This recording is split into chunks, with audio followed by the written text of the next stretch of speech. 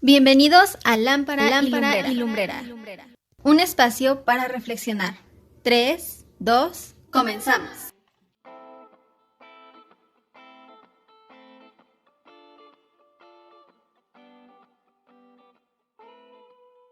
Bien, en esta noche vamos a comenzar ya con una porción o una sección de la Biblia en cuanto al Señor Jesucristo revelado.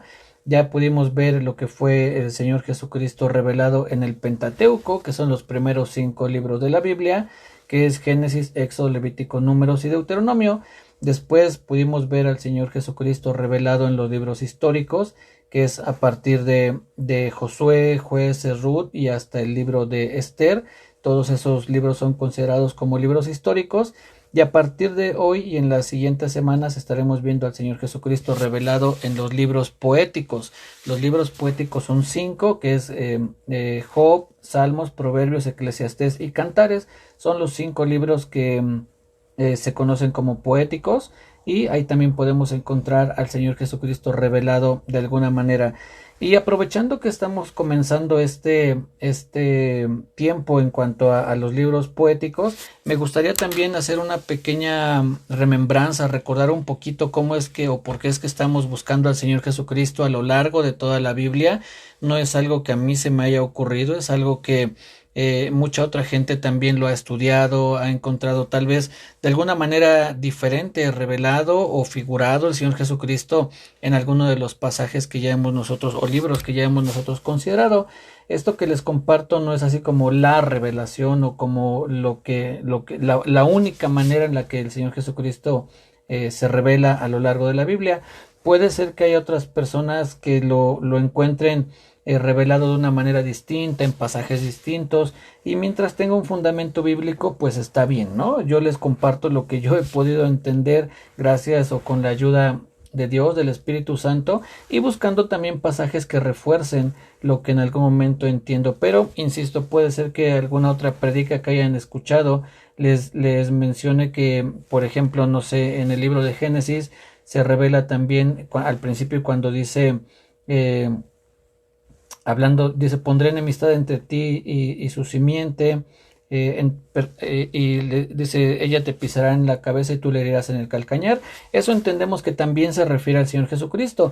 Yo no lo mencioné no porque no crea que se refiere a él, sí, la verdad es que puede uno ver a lo largo de la Biblia cómo hace alusión al Señor Jesucristo también esa situación, pero pues yo lo llevé por otro lado, ¿no? Es decir, mencioné otro pasaje, y así como este ejemplo podemos mencionar muchos, ¿no? Que hay otros hermanos que encontraron al Señor Jesucristo revelado en Samuel en algún otro pasaje, o en Crónicas, o en Esther, o en Nehemías, pero bueno, yo les comparto lo que en algún momento encuentro yo en esos pasajes.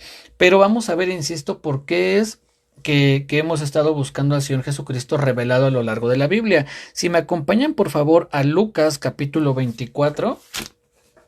Esto es, insisto, para recordar un poquito de dónde es que viene todo esto, y que no es algo que yo o alguien más se haya sacado de la manga, sino vamos a ver qué es lo que dice la Biblia, qué es lo que nos enseñan las Escrituras. Lucas capítulo 24, y vamos a leer a partir del verso 44, por favor. Lucas 24, a partir del 44, dice lo siguiente. Y les dijo, está hablando del Señor Jesús, dice, y les dijo, estas son las palabras que os hablé estando aún con vosotros, que era necesario que se cumpliese todo lo que está escrito de mí en la ley de Moisés, en los profetas y en los salmos. El Señor Jesucristo está diciendo que hay cosas que se hablaban de él, dice, en la ley de Moisés, que es el Pentateuco, que como les decía es Génesis, Éxodo, Levítico, Números y Deuteronomio.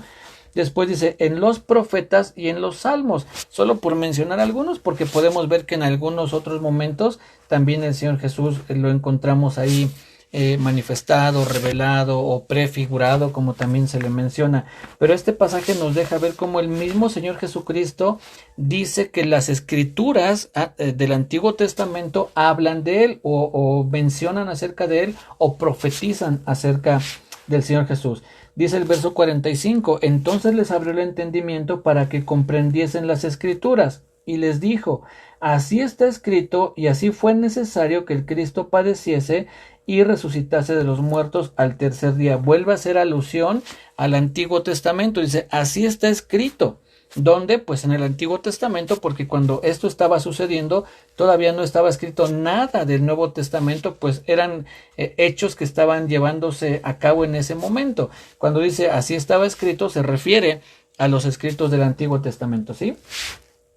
Después dice verso 47, y que se predicase en su nombre el arrepentimiento y el perdón de pecados en todas las naciones, comenzando desde Jerusalén, y vosotros sois testigos de estas cosas. Es decir, a los discípulos les dice, ustedes les consta que se ha cumplido todo lo que está escrito y lo que se tiene que cumplir también a partir de ese momento. Pero en este pasaje nos deja ver el Señor Jesús, él mismo dice que el Antiguo Testamento habla de él. Ahora vamos a Juan capítulo 5.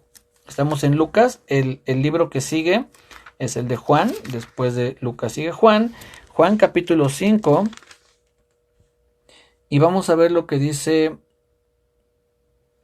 el verso 39. Está hablando una vez más el Señor Jesucristo y dice en Juan 5:39, escudriñad las escrituras, porque a vosotros os parece que en ellas tenéis la vida eterna, y ellas son las que dan testimonio de mí, y no queréis venir a mí para que tengáis vida. Vuelvo a leer verso 39, escudriñad las escrituras, porque a vosotros os parece que en ellas tenéis la vida eterna, y ellas son las que dan testimonio, o las que hablan, en otras palabras, las que hablan de mí. Entonces aquí el Señor Jesús vuelve a mencionar que las escrituras, es decir, el Antiguo Testamento, dice, dan testimonio de mí, o hablan de mí, o hacen alusión a mí, o se refieren a mí, de la manera en que podamos nosotros entenderlo. Es lo que quiere decir el Señor Jesús, que en el Antiguo Testamento se hablaba de él. Entonces lo que nosotros hemos estado haciendo a lo largo de estos tiempos, de los martes específicamente, es buscar esas escrituras que el Señor Jesús dice. Bueno, ¿dónde podemos encontrar esas escrituras que se refieren al Señor Jesús? Por ejemplo, en Crónicas, en Samuel, en Jueces, en Josué, y de alguna forma, gracias a Dios, hemos podido encontrar esos pasajes que nos hablan del Señor Jesús, y por eso es que estamos haciendo todo esto. Insisto, no es porque se le haya ocurrido solamente a alguien de la nada decir, bueno, y la Biblia hablará del Señor Jesús en el Antiguo Testamento, sino que él mismo dice, sí, efectivamente, en las Escrituras aparece ahí escritos acerca de él, ¿no? Entonces, por eso es que estamos haciendo estas actividades y que nos acercan a ver la grandeza del Señor Jesús, pues que desde el Antiguo Testamento ya se vislumbraba lo que iba a venir cuando se cumplió el nacimiento del Señor Jesús, y hasta la fecha, porque esto sigue vigente, y ahorita lo vamos a ver. Precisamente la enseñanza de esta noche tiene ese enfoque de la vigencia de la obra del Señor Jesucristo, ¿sí? Y para eso ahora sí vamos al libro de Job, por favor, que es el que nos toca considerar el día de hoy, Job, y vamos al capítulo 19. Vamos a ver una expresión que utiliza Job, que es muy interesante. Job capítulo 19, por favor. Y voy a leer los versos 25 y 26, aunque mi enfoque es el 25, pero está hablando Job y dice, yo sé que mi Redentor vive y al fin se levantará sobre el polvo, y después de deshecha está mi piel, en mi carne he de ver a Dios, al cual veré por mí mismo, y mis ojos lo verán y no otro, aunque mi corazón desfallece dentro de mí. Qué paciencia, qué fe también tenía Job.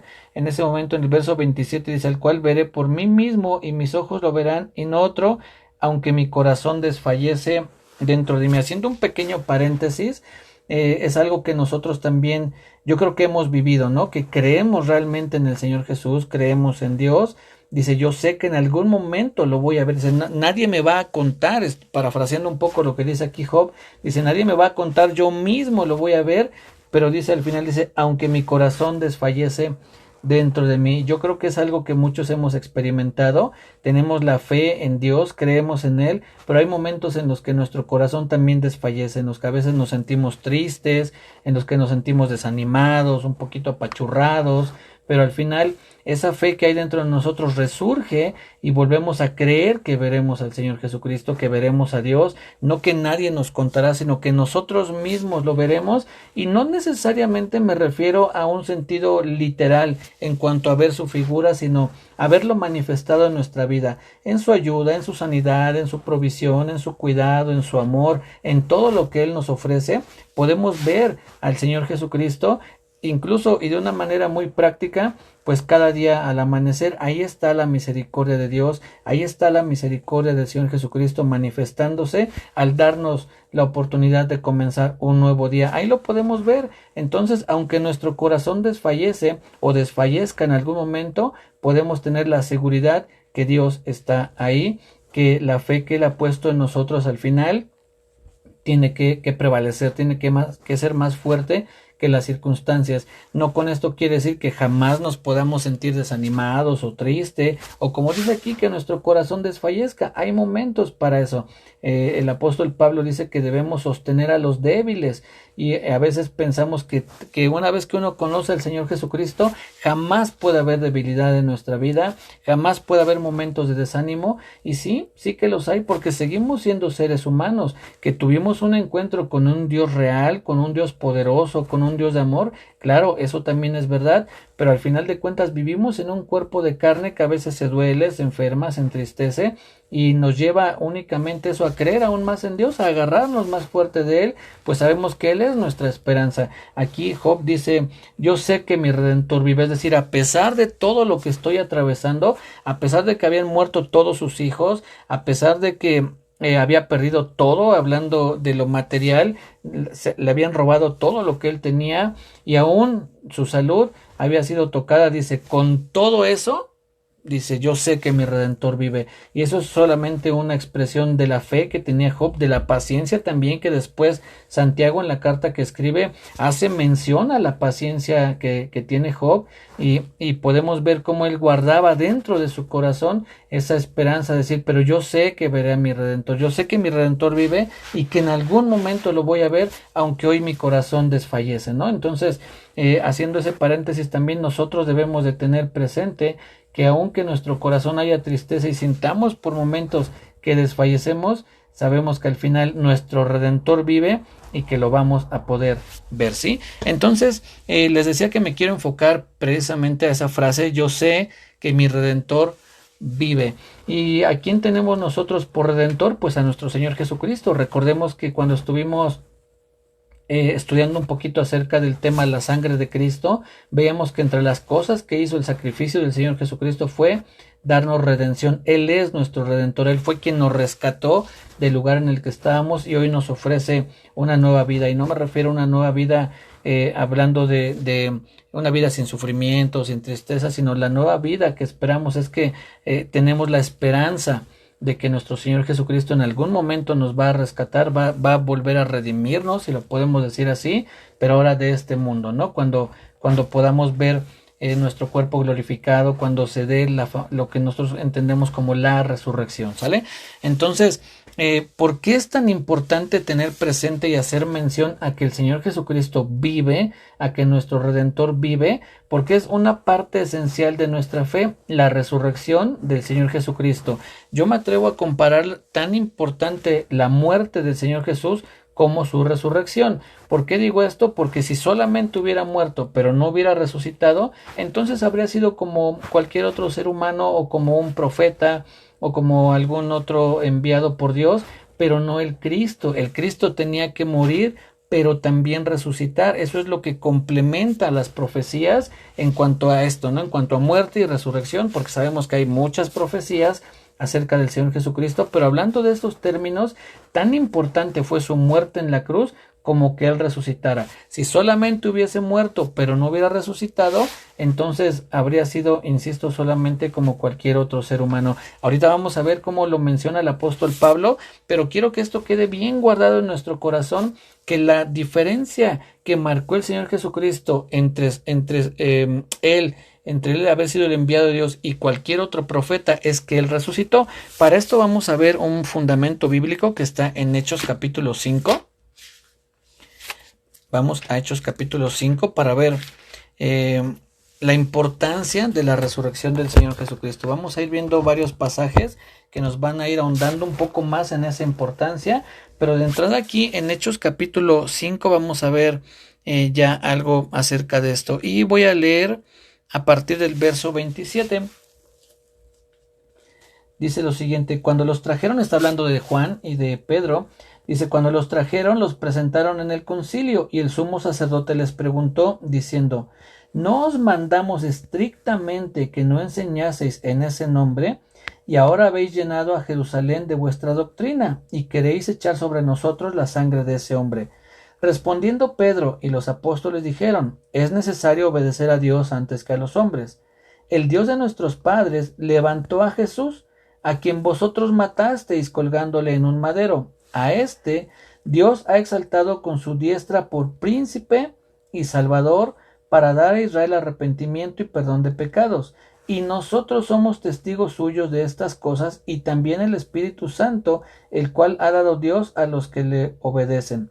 Ellos, oyendo esto, se enfurecían y querían matarlos. Ahora fíjense la participación de este hombre llamado Gamaliel. Vamos a ver qué importante es lo que él dice, porque eso marca una pauta para que nosotros podamos tener la seguridad de que el Señor Jesucristo es el Hijo de Dios, de que murió y resucitó. Voy a leer lo que dice a partir del verso 34. Entonces, levantándose en el concilio un fariseo llamado Gamaliel, doctor de la ley, venerado de todo el pueblo, mandó que sacasen fuera por un momento a los apóstoles, y luego dijo, varones israelitas, mirad por vosotros lo que vas a hacer respecto a estos hombres, porque antes de estos días se levantó Teudas, diciendo que era alguien. A este se unió un número como de 400 hombres, pero él fue muerto, y todos los que le obedecían fueron dispersados y reducidos a nada. Después de este se levantó Judas el Galileo en los días del censo, y llevó en pos de sí a mucho pueblo. Pereció también él, y todos los que le obedecían fueron dispersados. Y ahora os digo, apartaos de estos hombres y dejadlos, porque si este consejo o esta obra es de los hombres, se desvanecerá. Mas si es de Dios, no la podréis destruir. No seáis tal vez hallados luchando contra Dios. ¿Por qué es tan importante lo que mencionó este hombre llamado Gamaliel? Fíjense lo que dice. Antes de estos días se levantó un hombre llamado Teudas, quien dijo que era alguien, y le siguieron como 400 personas. Dice, pero él fue muerto. Dice en el verso 36 al final, dice, pero él fue muerto y todos los que le obedecían fueron dispersados y reducidos a nada. Yo creo que la razón por la que los que le seguían fueron dispersados y reducidos a nada, no solo fue porque murió, sino porque no resucitó, sino porque la esperanza, el conocimiento, la tradición, todo lo que este hombre Teudas les pudo haber dado, pudo haber enseñado, influido sobre ellos. Cuando él muere y no resucita, ahí se acaba esa obra y no continúa. Después dice que se levantó Judas el Galileo y lo mismo, le siguió gente del pueblo, creyeron que era alguien, porque dice que decían ser alguien, pero murieron y entonces su obra se desvaneció. Dice después, así que dejen a estos hombres, está hablando de los discípulos, dice, déjenlos que hagan lo que entienden que tienen que hacer. Dice, al fin que si esto es una obra de hombre, pues se va a acabar. Dice, pero no sea que nos hallemos luchando contra Dios. ¿Y qué fue lo que sucedió? Que lo que los apóstoles predicaban en ese momento sigue predicándose hasta el día de hoy, sigue vigente hasta el día de hoy. ¿Esto qué quiere decir? Que la gran diferencia entre Teudas, Judas y el Señor Jesucristo, las similitudes que los tres murieron, pero la gran diferencia es que solo el Señor Jesucristo resucitó. Teudas y Judas murieron y no resucitaron. Por eso es que el movimiento que ellos habían despertado se acabó juntamente con su muerte. No así el Señor Jesús, porque Él muere, pero resucita para que se dé cumplimiento y se dé vigencia hasta el día de hoy a la obra que Él realizó en la cruz del Calvario, y que se sigue predicando ese perdón de pecados y que se sigue también predicando la salvación de nuestras almas. Así es que es bien importante lo que menciona Job, dice, mi Redentor vive, y aunque en cierta medida él no habla de la resurrección, porque obviamente para ese entonces el Señor Jesús no había muerto, pero Job tenía bien claro que era bien importante que su Redentor viviera. Y es lo mismo para nosotros. Podemos nosotros también decir, nuestro Redentor vive. Murió, sí, pero resucitó y Él vive para vigilar que se dé cumplimiento a todo lo que Él hizo en la cruz por cada uno de nosotros, ¿sí? Entonces, por eso es importante lo que menciona este hombre, porque dice, si esto no es de Dios, se va a acabar, pero hasta el día de hoy no se ha acabado. Entonces, ¿qué quiere decir? Claro, que esto es de Dios, que el Señor Jesucristo fue el enviado de Dios, el ungido de Dios, o el Cristo, porque les he compartido que lo que significa Cristo es el ungido o el enviado. No es un nombre propio, no es que se llame Cristo, sino que se le considera como el Cristo o como el enviado o el ungido. Su nombre es Jesús, pero se hizo esa unión de Jesús y Cristo, y hoy lo conocemos como Jesucristo, ¿no? Pero su nombre es Jesús y Cristo es es el ungido, el enviado de Dios, ¿sí? Bien, entonces podemos ver cómo es importante la resurrección de nuestro Señor Jesucristo, una resurrección que había sido profetizada.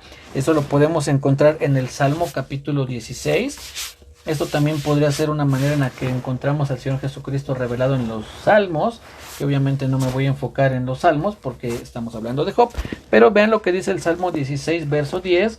Dice, porque no dejarás mi alma en el Seol, ni permitirás que tu santo vea corrupción. Este pasaje, o al menos este versículo que les acabo de leer, está hablando de la resurrección del Señor Jesucristo. Dice, no dejarás mi alma en el Seol. El Seol era en el lugar en el que estaban los muertos. Dice, ni permitirás que tu santo vea corrupción. Podemos entender esto como no permitirás que mi cuerpo esté más tiempo en la tumba del necesario para que el cuerpo o el ser humano comience a descomponerse al grado de que ya se echa a perder el cuerpo, ¿no? Recordemos que cuando el Señor Jesucristo va a resucitar a Lázaro, tenía, si no mal recuerdo, 4 o 5 días que había muerto Lázaro, y cuando dice, muevan la piedra de la tumba de Lázaro, una de sus hermanas dice, Señor, ya hiede, o sea, ya tenía días que había muerto, ya su cuerpo había empezado a ver corrupción. El cuerpo de Lázaro sí había empezado a ver corrupción, tanto que la hermana dice, Señor, ya el cuerpo de Lázaro ya huele mal, ya hiede de que se está descomponiendo. No así en el caso del Señor Jesús. Dice, no permitirás que tu santo vea corrupción. Es lo que dice el Salmo 16, verso 10. Y vemos también el cumplimiento de este pasaje del Salmo 16, verso 10. Vemos el cumplimiento en el libro de los Hechos. Si me acompañan nuevamente al libro de los Hechos, ahora vamos a ver el capítulo 2 para que veamos dónde está el cumplimiento de esa profecía. Recordemos que comenzamos este estudio, entre otras cosas, mencionando que el Señor Jesús dice, las escrituras dan testimonio de mí. Aquí vamos a ver, o acabamos de ver cómo en el Salmo 16, verso 10, dice, no permitirás que tu santo vea corrupción, y vamos a ver cuál fue el cumplimiento, obviamente la resurrección, pero vamos a ver lo que dicen los apóstoles acerca de esto. Hechos capítulo 2, y voy a leer a partir del verso 22. Hechos 2, 22 dice, varones israelitas, está hablando el apóstol Pedro, dice, oíd estas palabras, Jesús Nazareno, varón aprobado por Dios entre vosotros, con las maravillas, prodigios y señales que Dios hizo entre vosotros por medio de él, como vosotros mismos sabéis, a este, entregado por el determinado consejo y anticipado conocimiento de Dios, prendisteis y matasteis por manos de inicuos, crucificándole, al cual Dios levantó, sueltos los dolores de la muerte, por cuanto era imposible que fuese retenido por ella, porque David dice de él, veía al Señor siempre delante de mí, porque está a mi diestra, no seré conmovido. Por lo cual mi corazón se alegró y se gozó mi lengua, y aún mi carne descansará en esperanza. Verso 27. Porque no dejarás mi alma en el Hades, ni permitirás que tu santo vea corrupción. Me hiciste conocer los caminos de la vida. Me llenarás de gozo con tu presencia. ¿Ven lo que dice ahora el apóstol Pedro? El apóstol no solamente está citando las escrituras, sino que ahora las va a interpretar. A mí me encanta este pasaje porque el apóstol no solo menciona lo que dice la Biblia, sino que se las interpreta, les da la interpretación, lo que quiso decir ese pasaje. Verso 29. Varones hermanos, se puede decir libremente del patriarca David que murió y fue sepultado, y su sepulcro está con nosotros hasta el día de hoy. Pero siendo profeta y sabiendo que con juramento Dios le había jurado que de su descendencia, en cuanto a la carne, levantaría al Cristo para que se sentase en su trono, viéndolo antes, habló de la resurrección de Cristo, que su alma no fue dejada en el Hades, ni su carne vio corrupción. Ahí está el cumplimiento de esa profecía. Dice, ahí está el cumplimiento. Dios no dejó su alma en el Hades ni permitió que su cuerpo viera corrupción. Dice, eso lo profetizó David.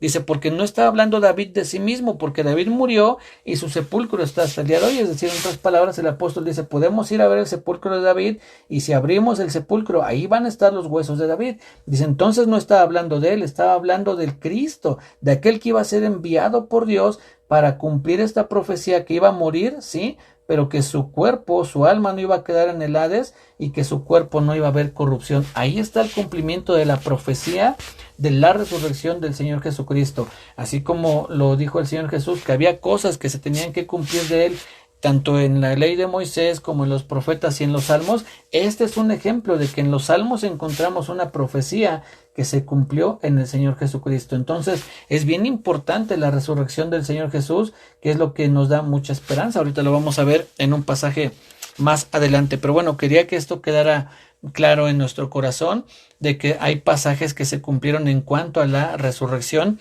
de nuestro Señor Jesucristo, ¿sí? Vamos a ver ahora lo que dice el Señor Jesucristo mismo acerca de su muerte y resurrección. Mateo capítulo 26, por favor. Vamos a ver el Señor Jesús que habla de sí mismo en cuanto a esto, ¿sí? Mateo capítulo 26. Y voy a leer el verso, a partir del verso 30. Dice, y cuando hubieron cantado el himno, salieron al monte de los olivos. Entonces Jesús les dijo, todos vosotros os escandalizaréis de mí esta noche, porque escrito está, fíjense, escrito está haciendo nuevamente alusión al Antiguo Testamento, una profecía acerca de él. Dice, porque escrito está, heriré al pastor y las ovejas del rebaño serán dispersadas, pero después que haya resucitado, iré delante de vosotros a Galilea. Vuelvo a citar este último versículo, pero después que haya resucitado, iré de vosotros a Galilea. El Señor Jesucristo, él mismo está profetizando de sí mismo que va a resucitar. Dice, pero después que haya resucitado, iré delante de vosotros a Galilea.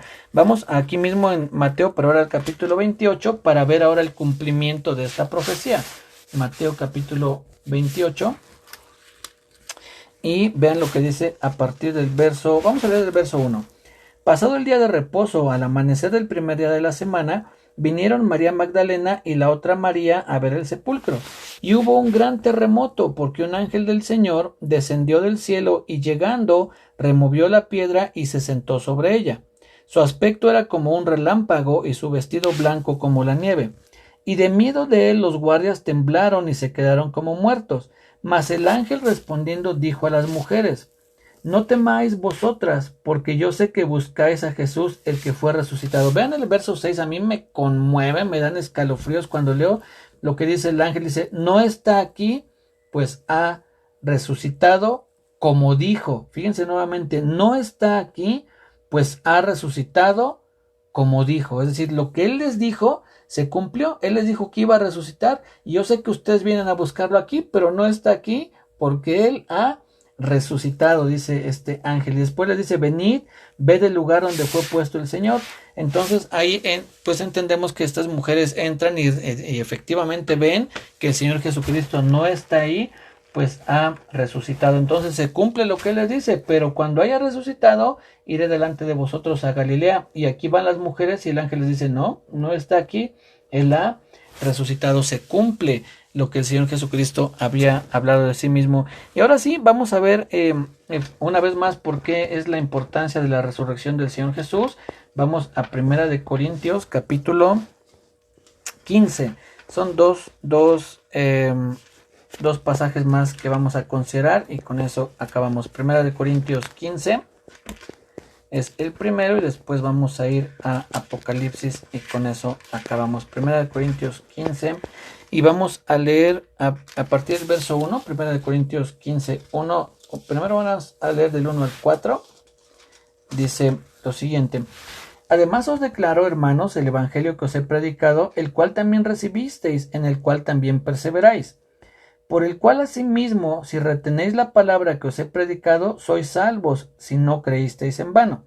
Porque primeramente os he enseñado lo que asimismo recibí, que Cristo murió por nuestros pecados conforme a las Escrituras. Aquí el apóstol Pablo está también hablando acerca de las profecías que se cumplieron en el Señor Jesús. Dice, porque Él murió por nuestros pecados conforme a lo que estaba escrito, podemos entenderlo así.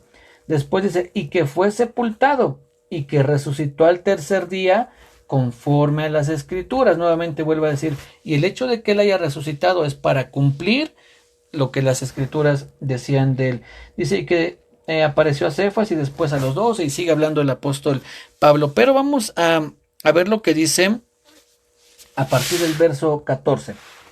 Dice, y si Cristo no resucitó, vana es entonces nuestra predicación, vana es también nuestra fe. Dice el apóstol Pablo, en otras palabras, dice, ok, está todo bien que el Señor Jesús haya muerto por nuestros pecados conforme a las Escrituras, y que haya sido sepultado, todo eso está bien. Dice, pero si Él no resucitó, entonces vana es nuestra fe. Entonces dice, no tiene sentido creer, no tiene sentido nada de lo que es nuestra fe si es que el Señor Jesús no resucitó. Vamos a seguir leyendo. Dice, y verso 15, y somos hallados falsos testigos de Dios, porque hemos testificado de Dios que Él resucitó a Cristo, el cual no resucitó, si en verdad los muertos no resucitan. Aquí vuelve a decir el apóstol Pablo, además de todo, además de que es vana nuestra fe, nosotros somos hallados mentirosos, porque nosotros hemos dicho que Dios resucitó al Señor Jesús. Dice, pero si Él no lo resucitó, entonces somos unos testigos mentirosos. Dice verso 16, porque si los muertos no resucitan, tampoco Cristo resucitó. Y si Cristo no resucitó, vuestra fe es vana, aún estáis en vuestros pecados. Fíjense qué interesante que comúnmente nos enfocamos en que el perdón de nuestros pecados únicamente fue por la muerte del Señor Jesús, pero aquí el apóstol Pablo dice, no, también por la resurrección, porque si Él no resucitó, entonces tú sigues en tus pecados, obviamente tú y yo y el apóstol y todos los que en algún momento hemos creído. Entonces tan importante fue la muerte como la resurrección. La muerte del Señor Jesucristo únicamente no nos daba el perdón de pecados, sino tenía que resucitar para cumplir todo lo que estaba establecido en cuanto a que iba a morir por nuestros pecados, ser sepultado y resucitar. Entonces aquí el apóstol Pablo dice, si Cristo no resucitó, entonces nuestra fe es vana, entonces todavía estamos en nuestros pecados, es decir, no hemos sido perdonados de nada, nuestra vida sigue igual y vamos directo al infierno como hasta antes de que el Señor Jesucristo muriera. Pero, ¿qué es lo que marca la gran diferencia? Que Él resucitó. Vamos a seguir leyendo. Dice, entonces también los que durmieron en Cristo perecieron, es decir, no tienen esperanza de vida eterna, murieron y ahí se acabó su vida, ¿no? Y después dice en el verso 19, fíjense lo impresionante que es este verso.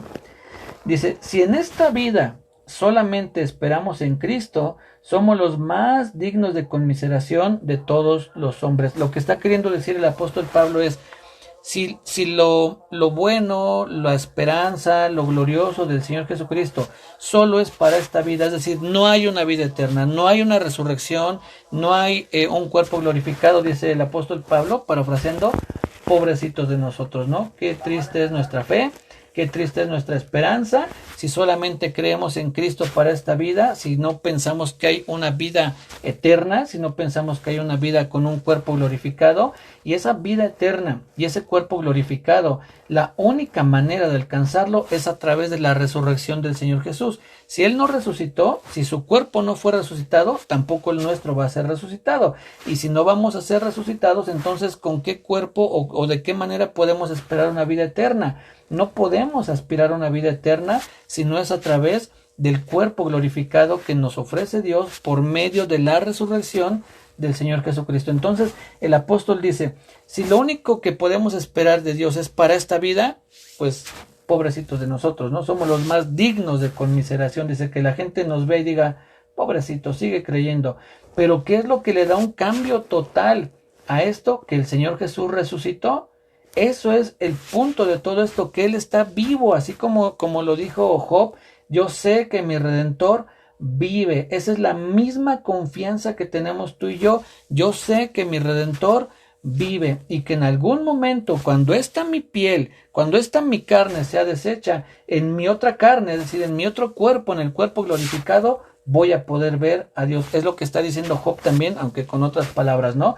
Pero la importancia de la resurrección del Señor Jesús es que fue a través de ello que nosotros podemos tener esa esperanza de una vida eterna con un cuerpo glorificado y que accedemos a ello también gracias al perdón de pecados que nos ofreció el Señor Jesucristo en la cruz. Así es que esa es la importancia de decir como Job, yo sé que mi Redentor vive. Y el último pasaje que les dije que íbamos a leer está en Apocalipsis capítulo 1, versos 17 y 18, dice lo siguiente. Está hablando acerca del Señor Jesús y dice: cuando le vi, caí como muerto a sus pies, y él puso su diestra sobre mí, diciéndome: no temas, yo soy el primero y el último, y el que vivo, y estuve muerto, mas he aquí que vivo por los siglos de los siglos.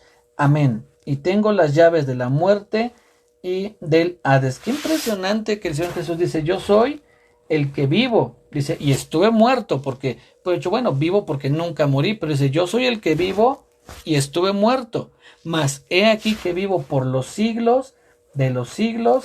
Amén. Y hay un pasaje, ya no lo alcanzamos a leer aquí mismo en Primera de Corintios, si no mal recuerdo, pero ya no lo busquen, nada más. Lo que quiero que quede en nosotros es que el Señor Jesucristo vive para siempre. Él dice: vivo por los siglos de los siglos. No es Corintios, es Hechos. Se los voy a leer en Hechos capítulo 13. No lo busquen, nada más les leo y ahora sí con acabamos. No es que haya mentido, solamente que me acuerdo ahorita de este pasaje. Hechos 13, y dice en el verso bueno, no lo encuentro, pero el punto es que el Señor Jesucristo vive para siempre. Nuestro Redentor vive, y esa es la confianza que tenemos, ¿sale? Cuídense mucho, que Dios les bendiga. Nos saludamos el jueves, primeramente Dios, y recuerden que nuestro Redentor vive, y a Él sea toda gloria. Cuídense mucho, un fuerte abrazo, que estén muy bien. Me da mucho gusto verles a todos, que tengan un descanso reparador. Esperamos que este audio haya sido de bendición. Esto fue Lámpara y Lumbrera.